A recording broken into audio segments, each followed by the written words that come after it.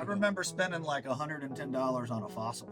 And it was a big deal. It was a huge deal. Yeah, we were in Vegas. That was a huge I remember deal. in Vegas, and you bought me a Fossil. We Yeah. both looked at them. Yeah. And in my mind, we were walking around the mall, and I was like, he just dropped so much coin. I thought about it the other day. I found it. I dropped $200. My brother-in-law really likes me if he bought me this watch. Yeah. Now we go piss it away in like 3 drinks.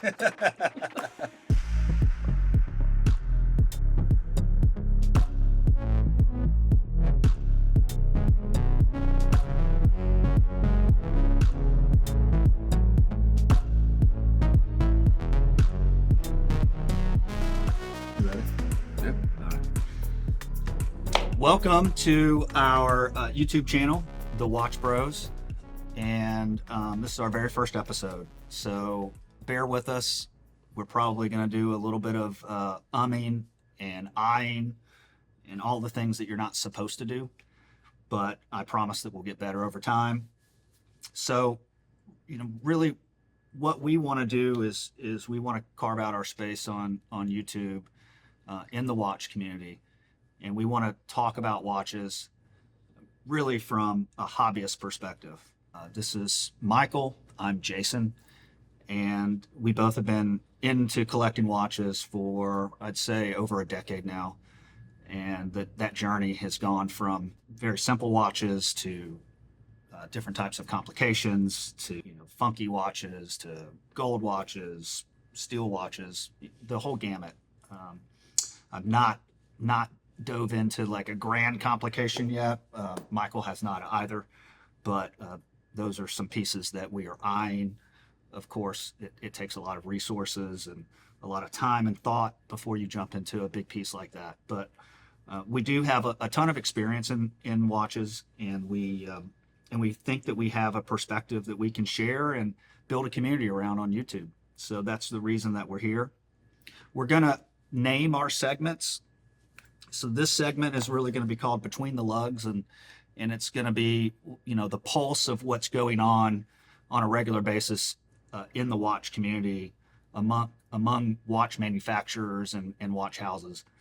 And so the purpose of this video really is introduce ourselves to you so you can find out a little bit about who we are, and then we're going to dive into a little later in the video. We'll dive into Watches and Wonders, which recently happened. We're a little late to the game, but this is our first video, so that's why. And then we're also going to talk about some watches that we are interested in securing maybe in the next 12 months, different pieces that we're looking at, why we are looking at them, how they fit into our collection. Later down the road, obviously, I'm sure that we'll do a state of collection, and you'll be able to see all the different watches that we have. But for today, we'll start out really introducing myself. Again, I'm Jason. I'm a entrepreneur, business owner, heavily involved in my community, and I've been collecting watches probably for the better part of 12 years.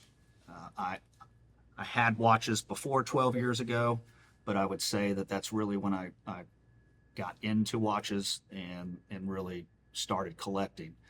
And then, Michael, I'll kind of let you introduce yourself as well. I thought you were going to do it for me. But... Yeah, well, I mean, I can. Hey, I'm Mike. Actually, brother-in-law's with this guy. Same thing. We live in the same community. Banker by trade.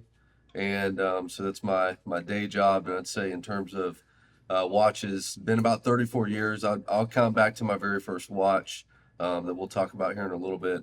But really heavy in the last 15 years into watches, and really, I guess formulating a collection and appreciating time. Sure. So do you want to go ahead and get into maybe what your very first watch that you feel like got you into watches? Yeah, I'd love to talk about it. I actually geeked out about it today. I was thinking about this episode and started looking up. I got a Swatch when I was 9 years old for Christmas, and it was the Swatch CV120. Encourage you to go look at it. It's a awesome 34-year-old piece that, I remember opening my stocking, and this beautiful purple and turquoise and clear Swatch gleamed out at me, and just the case and everything got me uber interested. And I still remember wearing it my first day to school and how pumped I was by it. But that would be my first piece, and yeah, I was really pumped. And I actually ordered another one today. I couldn't find it. I was going to bring it to this episode, but got on eBay and got one on order. So I'm excited to share that in a future episode. Awesome. My I think my introduction to watches probably was my grandfather. He always wore a Timex, and that was the watch that he wore. He was a Marine, and he fought. He was an amazing human. He fought in 3 different wars, or 2 wars in one conflict, and he wore a Timex that I admired when I was a kid. But really, I would say when around 12 or so years ago, I had bought fossils. I think everybody probably of our age group had a fossil watch at some point. But it was really a Timex, this little tiny field watch that J. Crew had on their website. I was a big wearer of J. Crew clothes, and so I bought that Timex, and I love that thing. And I would say that was probably the first intentional purchase for a watch that I had ever had. With the fossil watches, it was more just that kind of looks cool, and I just want to wear it on my wrist for whatever other outfits I had. But that was probably my very first intentional for a watch, and it really kind of harkened back to, because my grandfather always had a Timex, and so that watch meant a lot to me, and I wore it for a few years. And then I would say my brother-in-law, Michael, ended up getting a Tag Heuer. And that was my introduction into luxury timepieces. And I admired that watch really on his wrist from afar. And it really it made me want to go out and try to find a luxury timepiece, to put on my wrist as well. So besides Michael's first watch, real luxury watch, then a few years later, after admiring that from afar, I purchased my first luxury watch, and that was a Heuer Altavia Heritage limited edition that I still have today, and then that's all she wrote. Once I purchased that watch, I think I probably purchased 5 or 6 watches in 6 months. I was off to the races. I caught the bug. As a lot of people describe it, it's a disease that I have really, really badly. But that's how we got into watches. We'll be able to cover, I think, more in depth in different episodes. But that gives you a brief overview of, how Michael and I got into watch collecting. The channel itself, I touched on earlier, is really from a hobbyist point of view. We both are not the most technical people. I do admire movements, and I do admire complications, but I could not tell you every single caliber that is in different watches. Some calibers I do know, but a lot that I don't. I could not tell you every reference number of every Rolex or Patek or AP.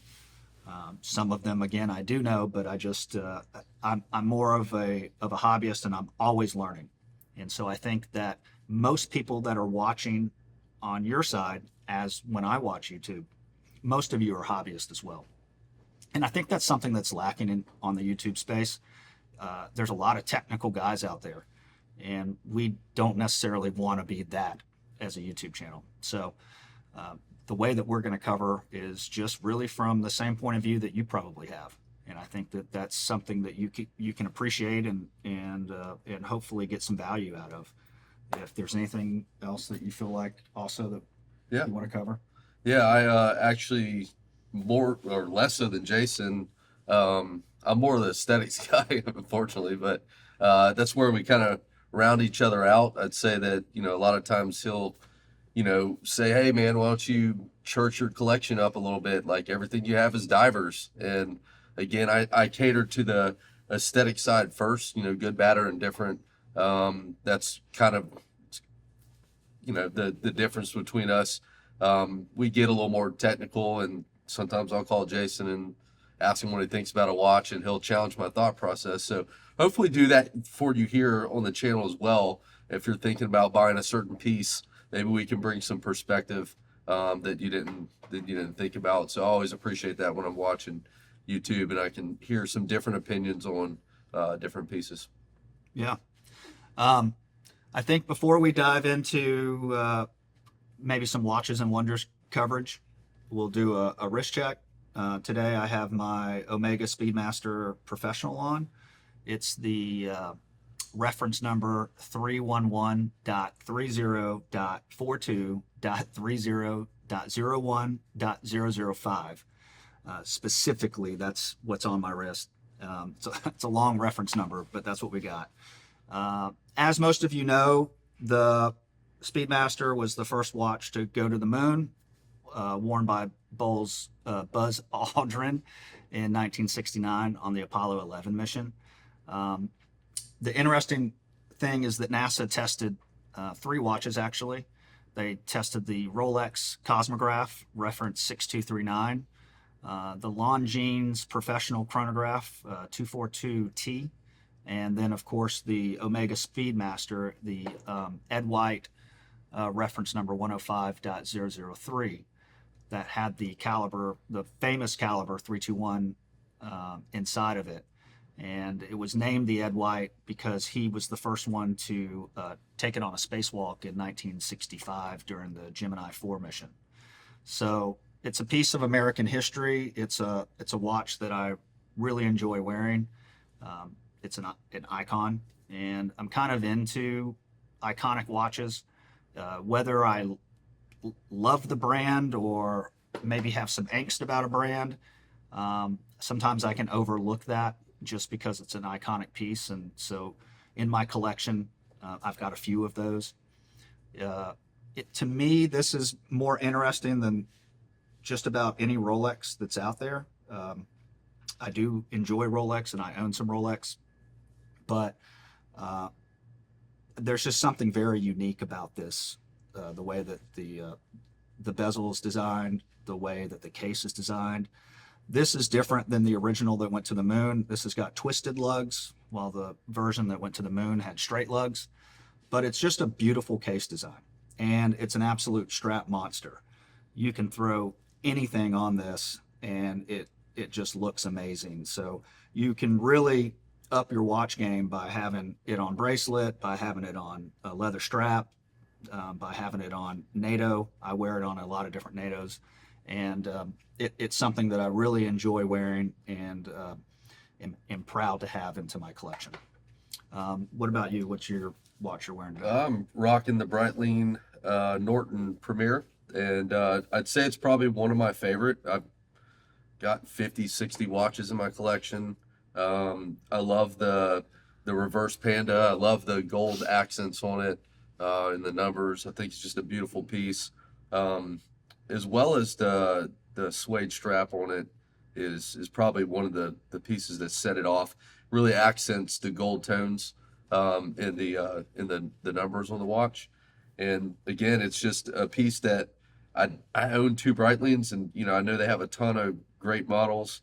I cater towards their Premier set. I think they should continue to step that game up. It's something that I really love, all their Premier line.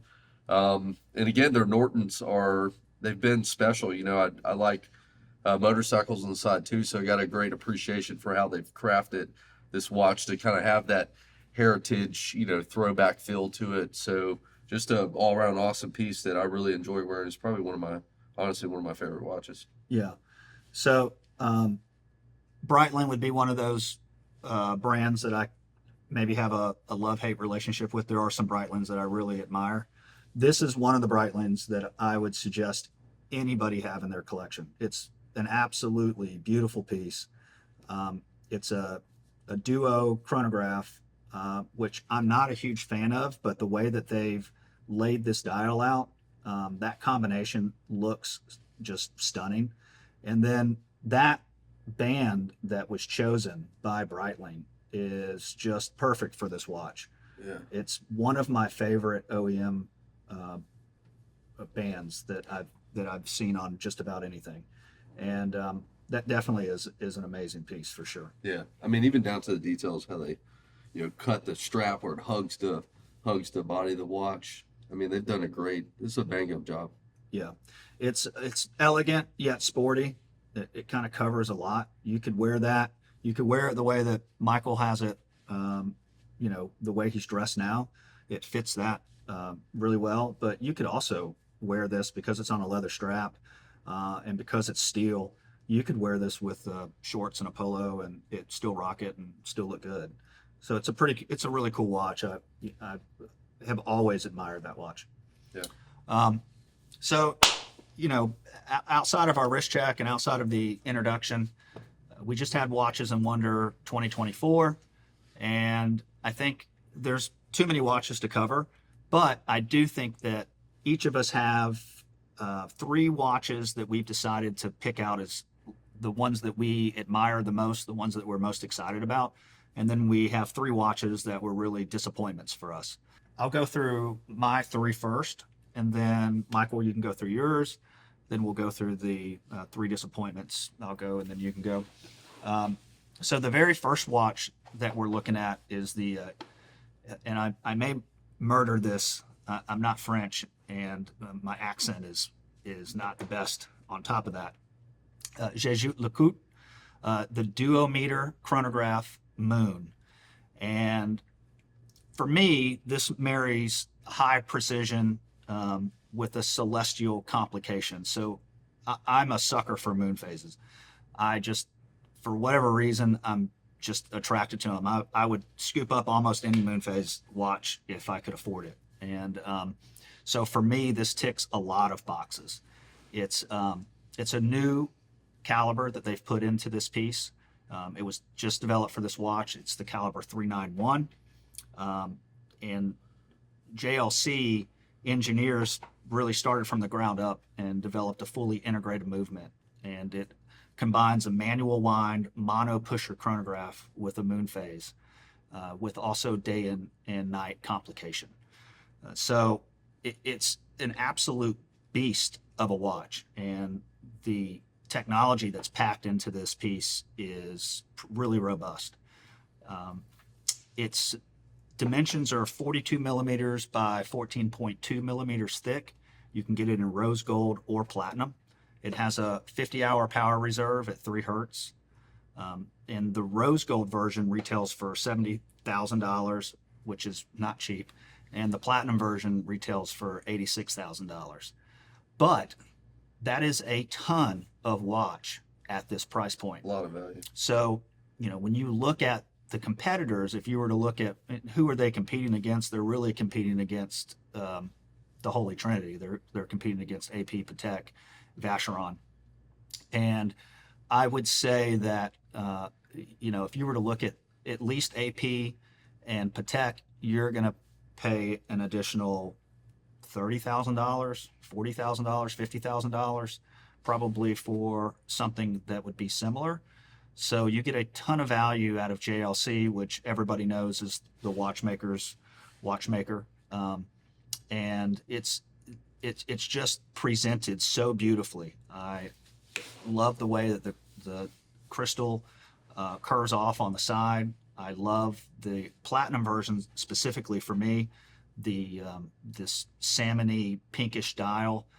Forget what they call it exactly, the color they call it, but it's absolutely gorgeous. The way that they laid this dial out, the proportions are perfect. And I love how you can see through the dial a little bit. It's almost skeletonized. And the movement in the back is one of the most beautiful movements and finish work that I think I've ever seen. A lot of time and care and artisan was put into this piece. So for me, this is one of my top picks and one that I was really excited to see out of JLC this year. The next watch is the Tudor Black Bay 58 GMT. That piece is, I think, really exciting and fun because it's the Coke that everybody wants and that they didn't get out of Rolex. Some people are complaining about the gilt on the bezel. I happen to be about the 50% that like it. It's pretty much split. There's another 50% or so that don't like it. Then the last watch on my list of ones that I was most excited about is the new Tag Heuer Glassbox Panda. Absolutely gorgeous presentation. It's a stunning watch to look at. I think that the choice of dial color and with the small hands being in red really add a nice pop to it. The proportions are just spot on. The case is 39 by 13.86 millimeter. It's in steel. They have a new in-house caliber that they're using. It's the TH20-00, and it runs at 40 hertz, 80 hours of power reserve. And it's just a new generation of movement that shows that Tag is really committed to producing high quality watches. For a long time, they've kind of gotten a bad rap. And I think that Tag in the last few years has made a lot of moves, and they've stepped up their game, and it's starting to show. And this is a watch that not only was I excited to see released this year, but one that may make it into my collection at some point, because I think it's just an amazing piece. Retail on this is about 6,450 USD. And so at that price point, I mean, I don't know about you, but at that price point, I would be hard pressed to choose an Omega Speedmaster over this piece. If you gave both of them to me, I may end up picking the Tag over the Speedmaster. As much as I love the Speedmaster, as much as I talked about it just a few minutes ago, and it's the watch that I'm wearing today, this piece is it's absolutely stunning to me. What do you think about it? Yeah, I agree. It was one that I toyed with on my list as well. I mean, there's a lot of, big bangers out there, but, and I kind of compare that to my Tudor Chrono too, my Panda. Yeah. And honestly, it is enough to make me want to sell that. I don't own any Tags anymore. I've owned 4 in the past. It's just a beautiful piece. And I agree with the statement about, Tag stepping their game up. Because for a while, I felt like they kind of got a little stale, some of the same Carreras coming out over and over again. And I was excited to see them expanding upon their Skipper watch and some of the Yeah, the other. Skipper was really dope when it came out. Yeah, so this is something that kind of falls in that line. I saw some of their precious metal plays that they've done recently over the last year. Last year they had this watch in rose gold, I believe, not in Panda configuration, but I mean that watch is absolutely that is a stunning watch, but the price tag on that is a lot hefty. more. Yeah, Yeah. it's pretty hefty. Yeah, they've got it in navy too, I believe, if I'm not mistaken, a glass box in navy. Mhm. But yeah, it's a great play. I think color combo, if you're a race fan, the red, black, and white stand out and, give you those vibes, but definitely one that I'll probably end up sticking in my collection at some point. Yeah, so I'd say my first choice, and I've been wanting to step into this family for a while, is the Longa Datograph Perpetual Honey. It, have the lumen dial on it, which is just absolutely gorgeous. And at first, when I first saw it, I thought they did a green glass, similar to the Milgauss. And it just because the dial is so radiant at nighttime. But it is absolutely a beautiful piece. I don't own any datagraphs. This would probably be something I snagged my finest watch. And if you haven't seen the back of this watch and the detail and the attention to detail that Long has put into this piece, I'd highly suggest go look it up. An absolute beauty. And you own Longa. What's your thoughts on that? I mean, this is an absolute masterpiece. So this is an entirely different level of watch. I mean, I'm looking at the finish work. I'm looking at this movement right now. We'll probably pop it up on the video so that you can also see what we're looking at. I mean, that type of finish work and that intricacy in a movement is just, I could probably stare at this for hours, to be honest with you. So yeah, I'm a huge fan of Longa. I think that you can make the argument that it's better finish work, that it's better proportions, that the dials are nicer, that the typeface is better than Patek. You can definitely make that argument. Yeah. Some will agree with you and some will disagree with you. Unfortunately, because it's a German watch house, there are still even people in the watch community that are not familiar with Longa at all. And if you're one of those people, please go dive in and look at what they have, because they are absolutely gorgeous pieces. And especially if you're considering a Patek, you should at least consider Longa. They're very special. They are put together. They make sure that everything's working properly. Then they're completely taken apart again, and then they're put back together. So they're put together twice, and that's just part of their QC that Longa has. I don't know of any other watch house that does that. And you might think, well, big deal, but it's just because that they have such detail to quality craftsmanship, and they want to make sure that their watches are absolutely perfect when they leave. And so that's the reason that they do that. And for me, for somebody that geeks out on, stupid things like that, I absolutely eat it up.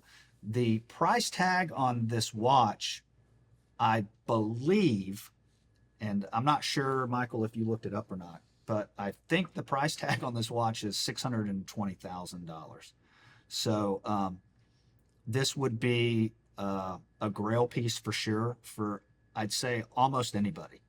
So, but definitely one that was very exciting and a beautiful piece to see released this year. Yeah, if not a girl piece, I'd love to know what that human does for a living.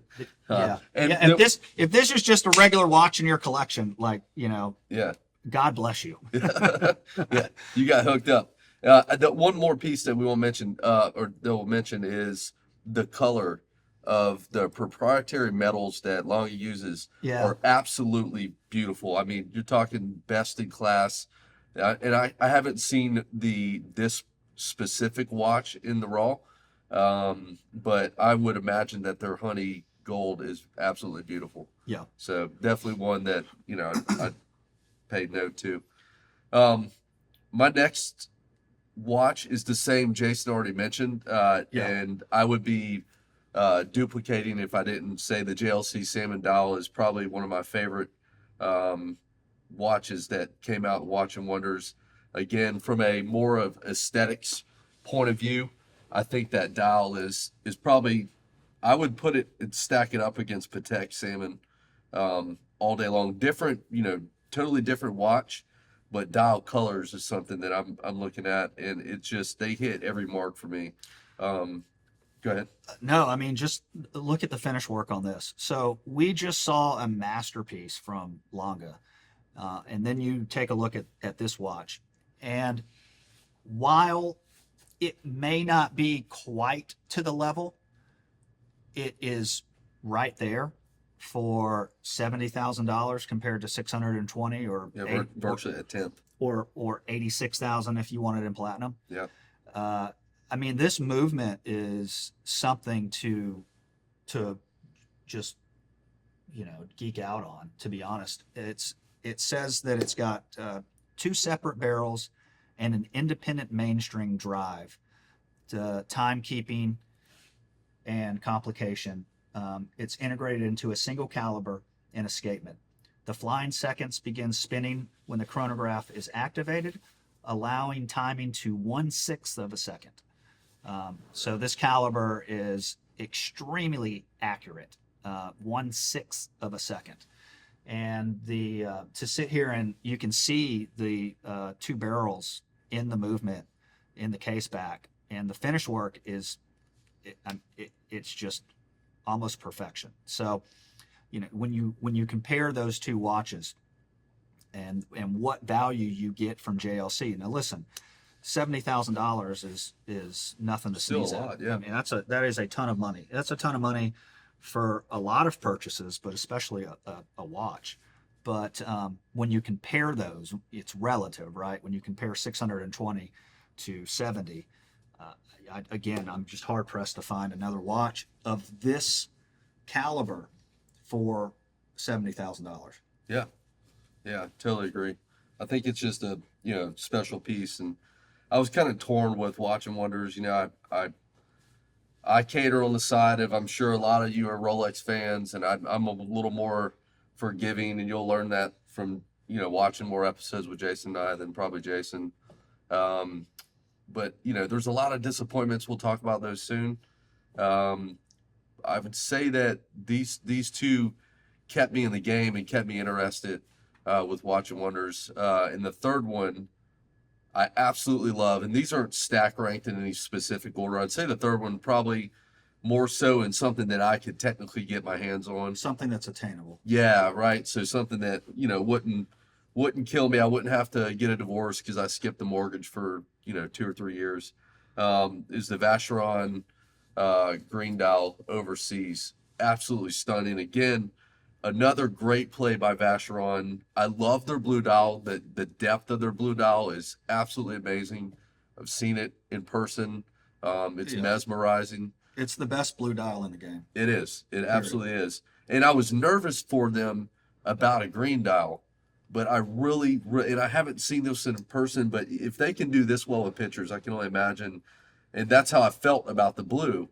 When you see it in person, it's just totally different in pictures. It's very captivating. But the green is absolutely beautiful. I'd say I'm a fan of the chrono. You like the chrono? Yeah, I do. I mean, hey, listen, I'm not gonna not take any of them. Yeah. I like the non too, just so The three-hand date. the three-hand date would probably. The three-hand date is It's clean. It's very clean looking. It's classy. It's dressy. The green that they chose is beautiful. It's kind of a little bit on the olive side, sunburst dial, and it just looks amazing against their pink gold or rose gold. Their rose gold color is one of my favorites. Everybody has their own version of rose gold, but Vacheron definitely does a great job with their rose. I'm actually on the list for this, for the three-hand date, and I contacted my Vacheron guy when this was released. This was probably released all of 30 minutes when they announced it, and I called my guy up and said, hey, I'm interested in this piece. He was actually over at Watches and Wonders at the time, and he said, no problem, I'll put you on the list. I said, awesome. How long do you think until maybe I could get my hands on this watch? Just asking. And he was like, man, we don't know exactly when we're going to start receiving the first pieces, but I already have 15 people in front of you. Jeez. So I'm on the list. I'm number 16 on his list, but it's probably going to take a little bit until I get the call. That's how. What do they get? How many do they get a year? I'm not sure. I don't know if I asked him how many of these he gets. Probably assume 6, 7, 8. On the blue dial, I remember him telling me for the same rose gold blue dial. 2, right? I think he received like 4 to 6 a year. Something That's like that. fair. I mean, one every 2 months, I believe, is pretty much what he was telling me. Yeah.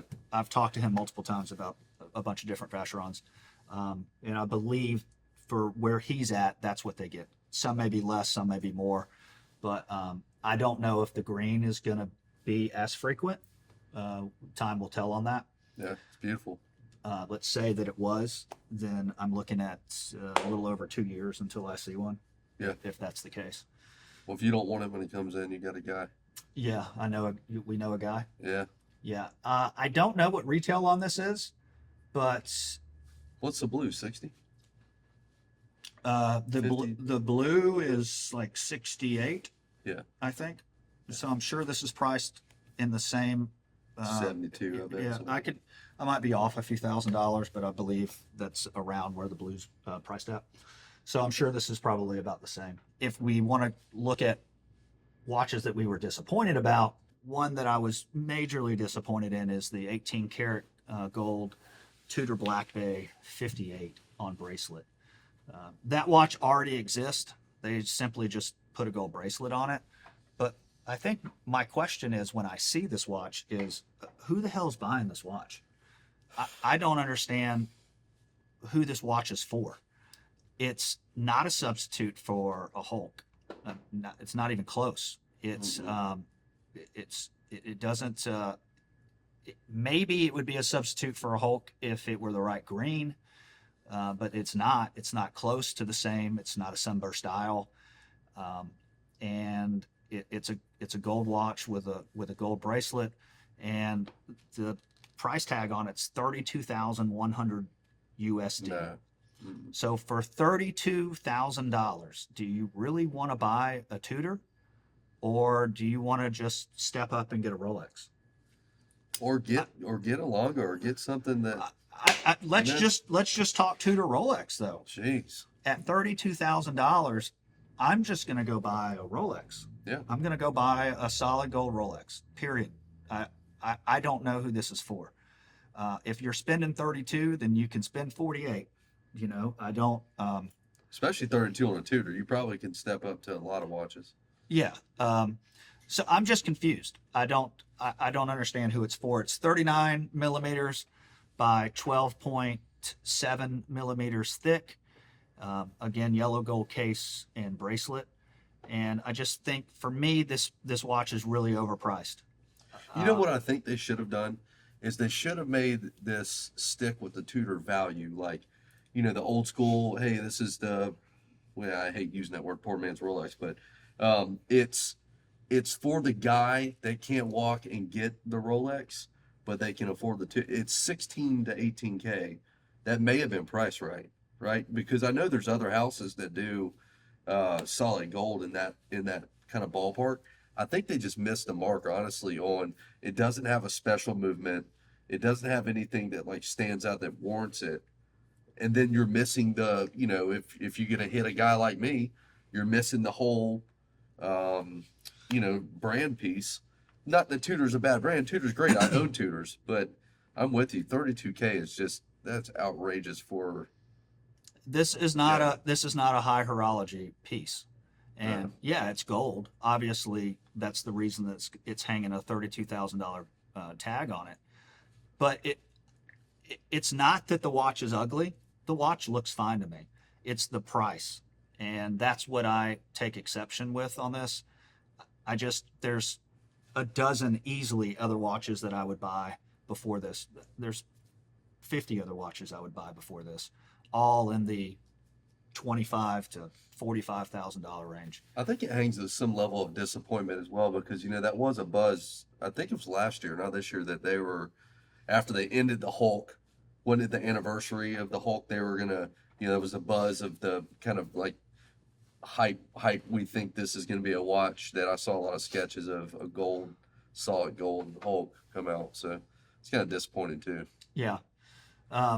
Next on my list for disappointments is the Chopard LUC XPS Forest Green. Listen, I actually think the watch is gorgeous. It's a sector dial, and it's a really beautiful watch. The finish work on the watch is really nice. It is definitely a very high quality piece. My problem again with this watch is aesthetically it's very pleasing, but it's a very simple dial, and it retails for about $12,300 USD. Again, I could not put my money. I could not put $12,000 into this watch. Mm-hmm.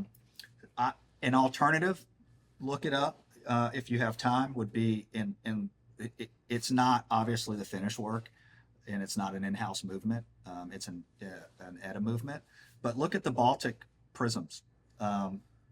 Those watches, It reminds me a lot.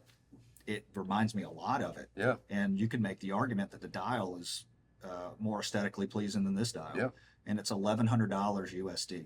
You can't get them right now because they went on pre-order. It's a really hot watch. But you'll be able to get them once they continue to manufacture more and they sell to everybody that pre-ordered them. Or you can get it on the secondary. Worst case, on the secondary, it goes for double and you pay $2,000. Still a lot more value than what the Chopard has.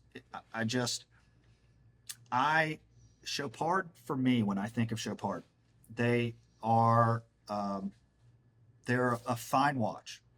There are a few pieces that I do like, but they are like a fashion watch in my mind.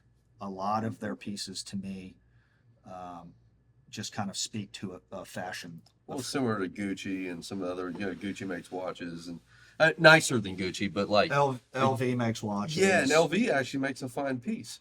We got to go experience that in New York and learn a lot about that. But yeah, I agree with you. It's ugly as sin, though. It is. It is. But there's a buyer for it. I'm hard pressed to again find a buyer for this for the money. I always kind of weigh back on value what else I could get for $12,000. Yeah. So and then the last watch on my list is it's the Zenith Defy Extreme Diver. I don't know who this watch is for. Again, it is absolutely ugly as sin. This thing is grotesque to me. So it's 42.5 millimeters by 15.5 in brushed titanium. It retails for $11,300. How you buy this as a dive watch, even if you're a dive watch guy, and there's plenty of collectors that that's all they have in their collection are dive watches, which is fine. But this is not the dive watch that I would have in my collection. It just doesn't look right. Aesthetically, it is not pleasing. I do not like the color combo. By the way, I'm a Gators fan, so it's blue and orange, but I'm not big on blue and orange on a watch. And to me, it looks cheap. It does not look proportioned well, and it literally looks like they took the Defy and then they stuck a rotating diver's bezel on it, and which is what it looks like, and it's what they did. Now, yeah, did they use a cool metal like titanium? Sure, if you like that. Me personally, I'm not a big titanium guy. I don't like the lightness of titanium. But, if you're into that, you can still go find a different dive watch in titanium. For me, I would look at, for $11,300, I would look at a Rolex Submariner. And if you don't like Rolex, I get it, but I would look at a Longines Legend diver. I would look at a Baltic Aquascape. Hell, just go get an Oris. You could look at an Oris. I mean, an Oris would be great. A Doxa Sub 200 if you want something with colors. Squally. I mean, yeah. If you really want to if you just need a diver, but I mean, if you're out to spend, I would think that a diver, like if you're going to use it as a tool, that's one thing. Yeah. But even then, that's not the person for it, right? Yeah, this isn't the person for somebody. This is somebody that is a watch collector, right? Yeah. And I just don't think. I agree with you. It reminds me of a failed Omega attempt of like one of their, remember the black and orange Seamaster I had? Yeah. It looks like a failed version of that. Yeah. Well, the black and orange still look better to me than this. Yeah, it did. It looked Halloween-y, but like, you're right, yeah. But yeah, I mean, in an Omega Seamaster, like, tell me that you prefer this over an Omega Seamaster. And by the way, you could save yourself a few grand. Like $5,000. I mean, so to me, this was a huge disappointment. I like Zenith just fine. They've got some watches that I admire, but this is definitely one that I think they missed the mark on. So, now I guess we'll kind of get into some. I of didn't your know we were disappointments. going with like our top 3 ugliest. I would have thrown that on the list, but I'll say so. Listen, I mentioned this earlier. Would be the guy that's like hoping for Rolex to win. I'm always the guy that I also will go look up and see is there anything they didn't put out there that should have been a flagship watch. But the gold deep sea does not make sense to me. I just not that it's ugly. I love the color combo. I can appreciate the blue and gold. It's just in the deep sea, it's such a monster. And you're getting a gold watch, in my opinion, to wear as a dress piece. Some could make the argument that it's a sports watch, but it just doesn't make sense. And of all the things to throw gold on for Rolex, A deep sea. a deep sea. Like put that blue on, do something else. Like they could have done an all gold Hulk, in my opinion. Well, if you really want to all gold something, they gave you a all gold Hulk with a Tudor that doesn't look like a Hulk at all. yeah. Like who's working design That's what Rolex decided to do. I know they're trying to be a trendsetter. That's not that. I don't think that's a trend that's going to hit. I could be grossly wrong. I want to know who the guy is that's going to knock down the door to order that. I would love to see. We'd go talk to our people over at Rolex, our AD, and I'm curious to see how long the wait list is for Yes, this. it's probably We haven't asked, but it's probably too deep. probably one or two people. Yeah, You could probably get your hands on this in the next few months if you wanted to put your name on the they'll list. probably discount it. Um, it's a hunk of a watch, right? So it's a deep sea is 44 mils. Yeah, they're already too. Well, this is for me. That's a pinule. It's already a big watch. So It's a I'm big already watch. not a guy for that because I've got a small wrist. Wouldn't catch me wearing You got an that average wrist. ever. Yeah. But that thing is just a monster, and you're really stepping out to say, "Look at my gold Rolex," by putting it on a deep sea. Yeah. That's just my opinion. I don't know anybody that would rock that, and I know a lot of watch folks. Yeah, I think we're sitting here looking at it on the screen. Houdinki says nobody asked for a nearly solid gold Rolex Deep Sea. And that title pretty much says it all. Yeah. Nobody asked for this watch, yet they gave it to us. It's one of the things that irks me about Rolex is it's just a big F. It's a big FU. You want this? We're going to give you something that's totally opposite. Right. So Give me a navy blue sub. I couldn't. Yeah. Well, they do have the bluesy in gold. Now it's a sunburst style. Yeah. Yeah. But they do have that watch. So this watch to me, I agree with you, makes no sense. I don't understand. They're trying to make something out of deep sea that's not there. I think that's all it is. Yeah. Let's jump the next one. This one pisses me off a little bit. So it's the GMT, and it's just boring. That's my opinion. They took the blue off of Batman. We're talking about the Rolex. The Rolex, yeah, I'm sorry. They took the blue off of Batman, stuck back with the green. Or actually, let me back up. They took the all black and just stuck half of it gray on the bezel and said, "Hey, look at our new watch." Yeah. Because this is already a watch that's out there. Just now people are just going to go get that bezel that already have this watch and snap that bezel on if they really love it that much. I just think it's boring. There's nothing exciting about it at all. I prefer the original over this. Yeah. It's cleaner. I love the look of all black with the green second hand, Yeah. GMT hand. And so for them to release this at Watches and Wonders, again, it's something that just is not exciting.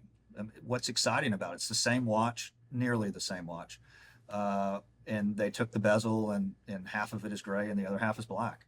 So I think that they could have done a much better job with it.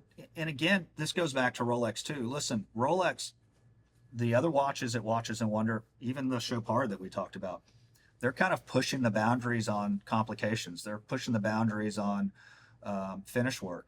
They are even the Zenith Defy that I just said was ugly as sin, at least those brands are trying to experiment. At least they're trying to do something they're making exciting. effort. Yeah, let's make some effort. Let's not. What's exciting about this? What's exciting? I mean, It actually pissed me off. I shut my computer. I was so excited. I do this every year. I get geeked out for Watches and Wonders, and almost every year Rolex pisses me off, even though I'm a big Rolex fan. And I'll have to like, and some will make the argument, well, you'll slowly over time start to like these. It's like acquired by looking at it enough. And that may be true a little bit, but this is not one I'm going to like. The Deep Sea is not one I'm going to like. Ask me 2 years from now, if my AD called me today and asked me if I wanted it, I'd absolutely tell him no. Now, I will say I'm glad they didn't end the Pepsi. yeah, You know, that's something I didn't want to end. But give us a Coke back. Give us a Coke. Yeah. Give me a Coke back instead of that. That's really, I think people have been saying it for years. That's what they're doing with Tudor. They're allowing Tudor to Answer the fashion calls. Yeah, to the things that people want. They just kind of push it down, let Tudor do it. Yep. And then for the people that are really into Rolex, it's disappointing for them because a lot of the people that are into Rolex don't necessarily want a Tudor. The people that buy Tudor generally are the people that either can't afford Rolex, which is fine because there was a time when I could not afford a Rolex. Not only if they could afford a Rolex, they don't find the value in spending that money on Rolex. Yeah, so, they'll own 5 Tudors, but I was one of those guys at one point. Yeah. I would tell you, I'm like, no, you're like, just get a Rolex. I'm like, no, I can't afford that, or I don't really want to step up to that. And you're like, well, you own 5 Tudors. Yeah. Get you one Rolex. That you love, but instead of buying 2 or 3 Tudors, just buy one Rolex. exactly, yeah. But I mean, if you're a watch collector, I get it. I would rather have the diversity in my collection than just have one watch. But that's for me. Some people would rather there's people that have just one watch in their collection, and then they wear it, and when they get tired of it, they sell it and get something else. But yeah, I think that's what's been happening is they kind of push it off on Tudor, and then they let Tudor do what's being asked of Rolex, and it doesn't leave anybody satisfied except for some of the Tudor guys. They get excited. I'd love to sit on the board of decisions up there because I could help them. Not that they need my help at all. Yeah. But I would love to help steer that fashion trend of, geez, guys, come on. All right. So let's jump to the next, my third. I don't understand this at all. The only pass that I'll give is this is catered to women. It has to be. And it's the Tudor pink dial chrono. Yeah. It's ugly. It doesn't look good. It looks like you spilt Pepto-Bismol on the Panda.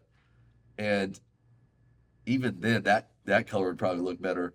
It's just it's not like a breast cancer play, like, hey, let's throw some pink in there. This is not a limited edition, right? No. Yeah, this is just in their lineup. This is something you do again to like support a cause, like, hey, we're gonna put a watch out there to support breast cancer awareness, or we're gonna do something. And not that men can't wear pink. I wear pink. I just, this is worse than like when Oris came out with the cotton candy line of bronze a year or two ago. Yeah, they had the green, which I don't hate that watch, by the way. I didn't think it was the play. But give me a blue one, right? So give me a navy blue, give me a bright blue, give me a green. Yeah. It doesn't make sense. This is the issue with Tudor and Rolex. Rolex way more than Tudor, but the issue is every year when we're talking about Tudor and Rolex, we're talking about dial colors. Like they just don't get it right. How exciting is just changing a dial color? Yeah. It's nice. But if you're gonna do that, at least get that right. Well, at least get that right. Bubblegum dial shit. It's so strange to me that we give passes to Rolex and to Tudor for not coming out with a new case design, for not coming out with a new movement, for not coming out with something that's interesting. We've come to expect that, well, this year maybe they'll come out with a green dial, or maybe this year they're going to come out with some type of fun red dial. It's all colorways. It's That's just all colorways. So I agree. I'm assuming this watch is geared towards women. Obviously, a man could wear this watch, but I don't know a lot of women that would want that. That's going to get wear a watch that big. Like the women that I know that collect watches, I don't see that being It's like one a- they would run to. Even they would probably tell you a little. It's like a bubblegum pink, you know? Yeah, It's just it's just not. It's a bubblegum watch. That's Yeah. what it is. It says it's priced at $5,675 USD. Not for a novelty, no way. Yeah. That's just. So if you want color, you can find color in some other brands. You can have fun with those brands, and you can save a ton of money. Half. Yeah, easily. You can get with Oris and do half that. Easily. Let's get into maybe a little bit about what pieces we're eyeing next. We can touch on maybe a little bit of our own collection when we're going through that. For me, I'm looking at a few different pieces. I do not currently own a Patek, and I've been on a Patek hunt for a little while now. The problem is there's so many beautiful watches out of Patek that it's hard to decide where you're going to spend your money. It's very difficult, but I've gotten it down to a few. I'm really horny right now for a Patek Tiffany dial. I don't know why, but I've been looking at a lot of them lately. One of the ones I've been looking at is it's the Flyback Chronograph Annual Calendar. It's reference number 5960, and to me, it's a really amazing watch. It looks sporty, but you can wear it dressed up if you want to. So you can wear it dressed up, you can wear it dressed down.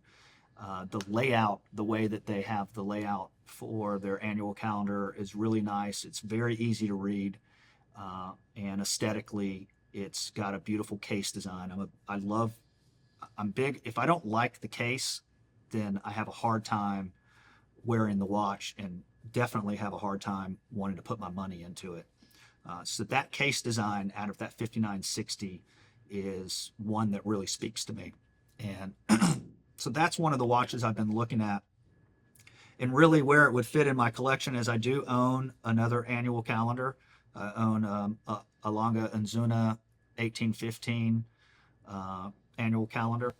And but this watch looks completely different from that watch. Yeah, if you're going to own two, at least. Yeah, and so it still fits into my collection even though I own an annual calendar. Mm-hmm. To be honest, if I ended up buying this annual calendar, I probably would sell that watch not to get out of Longa, but I probably would get into like a Longa 1, maybe a Longa 1 moon phase. The Longa 1 moon phase is it's very beautiful. I love the asymmetrical layout on that dial. It is very German to me. When I bought my 1815, it was between those two, and it really was a toss-up. I remember you got heartburn thinking about it. I ended up having to make a decision. I couldn't buy both of them, so I went with the moon phase 1815. It looked a little more elegant to me, and that was the reason for the decision. But I have been longing for a Longa 1 before that decision and ever since that decision. So that would fit into my collection, and it would be a Tiffany dial. There's not a lot of them out there. I know of two currently that are available on the secondary. I've talked to one of them, and we got really close on price, but not close enough for me to pull the trigger. If that watch is still available in the next 30 days or so, I may reach back out to them and see if I can't get a little more flex. So that could be something that's in my collection, in the next few months, possibly. The other Patek that I have really been eyeing lately, it's the Aquanaut 5065A, and that is one of the first Aquanauts. It's the first Aquanaut after their limited release that they had. It's a neo vintage piece, not quite old enough to be vintage. That watch is absolutely, I love the proportions. It's 38 mils, and I've really gotten into smaller watches recently. I've really gotten into vintage watches. I've always liked vintage watches. I've had vintage watches in my collection for many years now, but the idea of having one of the first iconic pieces in this Aquanaut would be very satisfying to me. It would kind of speak to some of the vintage that I like, and I enjoy history. So that's a piece that I've been eyeing lately. And then I have also been eyeing the AP code 1159 perpetual calendar. That's reference number 26394OR. It comes in rose gold. That thing's a beaut. That adventuring dial is gorgeous. The ombre that they have, it goes from blue into a black on the edge of the dial.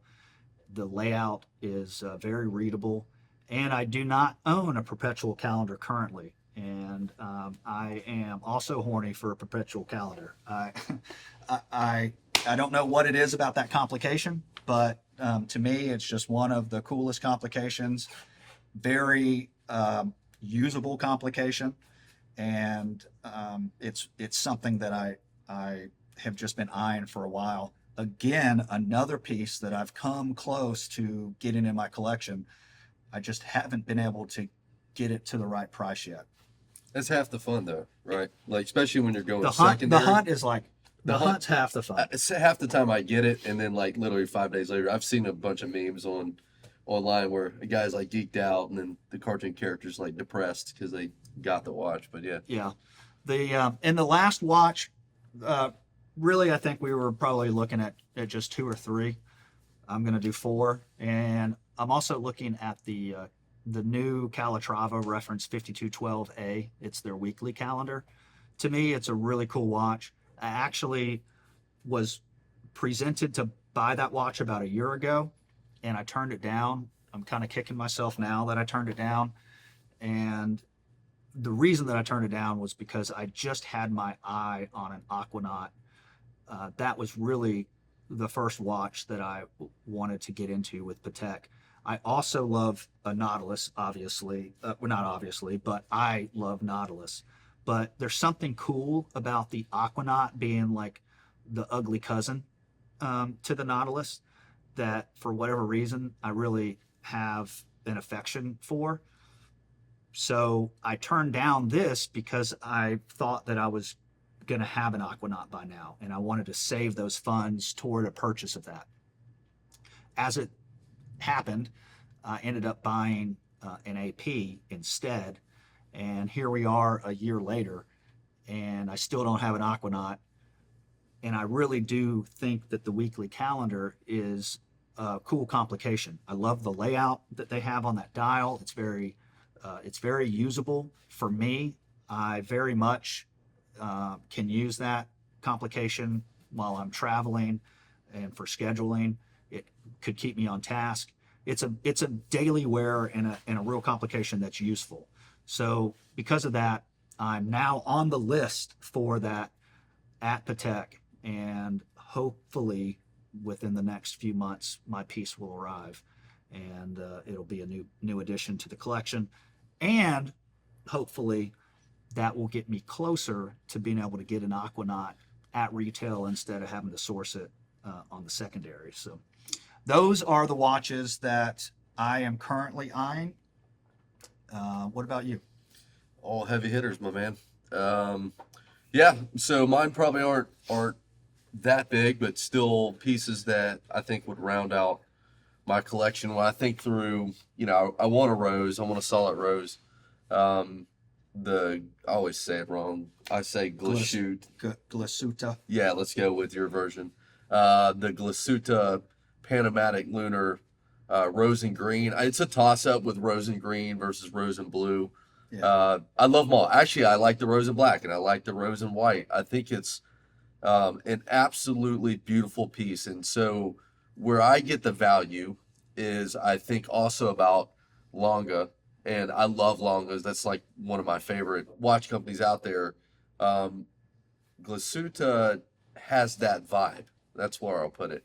Is they have very, very familiar look, and I always think about Longa. Very German. Yeah, very German. I love the how the placement of everything on their dials. Yeah. Very beautifully laid out. Again, another asymmetrical layout. Yeah, Yeah. yeah, and very clean too at the same, a lot of times. And I just, I don't know, I've really catered to that specific one. And there's a lot of Glasutas that I love too. I love the Senator. I love the 60s. The 70s is cool. But that specific one, and I think I'm real close to pulling the trigger on the green and rose.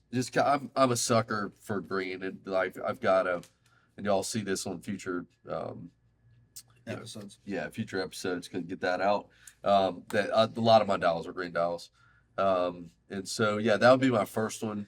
I'd say my second is, I want to attempt to butch this, and my last name is French, but JLC, the Polaris Rose Perpetual Calendar. That one, if I would have to stack anything up against the code, would probably be something similar. It is feeling. The most similar watch next to the code 1159. Yeah.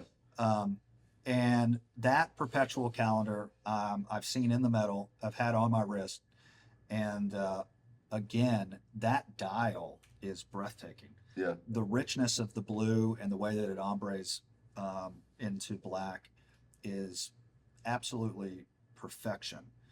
The case size is great. It is a larger watch, but only if you have a small wrist. You could wear it just fine. I can wear it just fine. We have similar size wrists. I've worn it. It looks fine on my wrist. That is just a beautiful watch to have. So yeah, I agree with you. If for some reason, I mean, I've eyed that watch. Another watch that, there's more watches I've almost bought than I have bought. That's another watch that I almost bought. I had an opportunity to buy it. I went to London 2 years ago, and when I was there, the British pound was not doing well against the U.S. dollar, and the conversion at the time was almost dollar for dollar. It was like $1.08 to dollar conversion or something like that. So as good a conversion as you could ever hope for. And I had an opportunity to buy that watch. They had one in their possession. And I remember you calling about that. That would have been a smoking. I was giving an amazing price because of the conversion, and I did not pull the trigger on it. I'm okay with not pulling the trigger because I really want that code 1159. Mm-hmm. But 12 months from now, if I don't have a code 1159 perpetual, then the JLC hands down would be my second choice. Would be my second choice. And there's not, I mean, it should be lots of people's first choice. Yeah, well, it's one of mine. Yeah. I mean, yeah. So it's, I just think through like the look and feel. They just, brought that up because they remind me a lot of each other. And I wish you would have bought it so I could have got your secondary cost of the I could have sold it to you. Yeah, sold it to you lost for a bunch half. of money. Yeah. Yeah, you got a good deal. Right. Yeah. That works out for everybody. I think, Right. So yeah, my third, I'll say, and I've had the opportunity to speak to some folks from Moser. If you're not familiar with the brand, Jason owns a Streamliner. Absolutely beautiful. They make watches like a surgeon is the way I can put it. Like everything looks very surgical and like just beautiful. I want their Streamliner. I'm wanting a watch that's not made right now. So I'll preface that. I had the opportunity to buy the Salmon Dial Jason owns the Green Dragon, which was probably one of my all-time favorite watches, period. That says a lot. I mean, everything from the band, the integrated bracelet on it is just, it looks like a snake or something, just so well woven. Very serpent. Very serpent, like yeah. vibe. That integrated bracelet, if you've never had a chance to see it, is one of the tightest bracelets that you'll ever see. There's almost no gap between each of the links, and but still comfortable, which is still nuts. well, very comfortable because of the shape, because Right. of the kind of reptilian shape that they went with. It's a very unique bracelet. I've never seen anybody else come close to the same design, so it stands out immediately. And again, the tolerance between each link, with the human eye, you cannot see a gap. And the polish work, the hand polishing that they do between each link is it's some of the finest polish work you'll ever see. And when it flexes out, when it flexes and it's moving, it looks very alive. That's how I'll put it. Like, it looks like it's just and their Fume dial is, it's got so much depth. It's mind-boggling. It looks different. Yeah, every angle you can just sit there and it'll suck you in, and it's a beautiful piece. So I say Moser very loosely, but I'll keep it to the Streamliner family. I had the opportunity to buy the salmon, which is a little more browny. Not sunburst either, I don't think, right? No, it's like mine's not sunburst either, but I don't know if that was a Fume dial. It's Fume, yeah. It is Fume. So it's like a browny orange almost. Beautiful dial, not the one that I want though. So then they came back and answered with a blue tourbillon that I don't want a tourbillon at this point. Like, not that I don't like them, it's just you don't find any value in the complication. Exactly right. And some people do, and that's perfectly awesome. I mean, I think they're cool. But take the money off of it and I'd buy it. Yeah. Hell, anybody would. I like that blue. So I would take that blue, just plain dial date. And then I wanted it in rose. Right, so they have the rainbow, which I'm not paying the rainbow price. I would rock the rainbow sick, but rainbow and black, I was like, rose and black, rose and green is what I wanted. They answered that, but it was like a jade dial. It's not the shade that I want. I was thinking rose and like green dragon, but eventually they're gonna hit the one I want. So I talked to Moser. I actually emailed them. They're super cool people, by the way. Had a great experience speaking with their very accessible. Yeah, their leadership team. And it was just a gripe I had. I was like, I was on the list. I keep jumping on your website. I'm your guy. Like, I'm not going to be your guy that's flipping to a secondary to sell it and make money. I want the watch. And they're like, we'll get you the watch, man. Which one do you want? I was like, well, it's not really out yet.